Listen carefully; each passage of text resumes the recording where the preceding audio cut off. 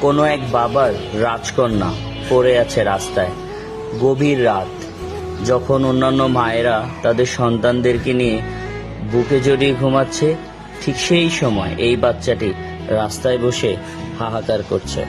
একদিকে তার পেটের খিদা, অন্যদিকে তার শীত মেটানোর চিন্তা। কোনো কিছুই যেন তাকে দমিয়ে রাখতে পারছে না। দেখতে পাচ্ছেন, তাকে জিজ্ঞাসা করা হলো, খিদা লেগেছে? বলে না। টাকা নাই? না। শীতের কাপড় নাই? না। শীত লাগছে না? না।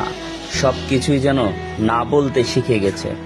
এটা তার কথা নয়, পরিস্থিতি তাকে আজ এ পর্যায়ে নিয়ে এসেছে। সত্যি কথা বলতে পরিস্থিতি খুব খারাপ জিনিস। দেখুন, অবশেষে তাকে হাত মুখ ধোয়ালাম, তারপরে একটু পরিষ্কার করে নিয়ে তাকে খাবার দিতে দেওয়া হলো। খাবার খাবে এখন সে। খুব মন মতো বসে খাচ্ছে, তার যেভাবে ইচ্ছে টেবিলের উপরে উঠে তারপর খাবার খাচ্ছে। দেখতেই পাচ্ছেন, রাত 3:35 বাজে এখন।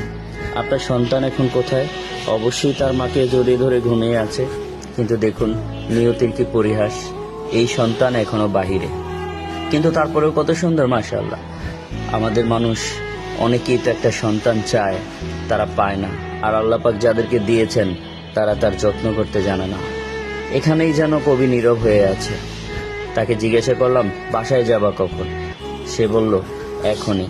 সত্যি কথা বলতে তাদের বাসা এই স্ট্যান্ডেই।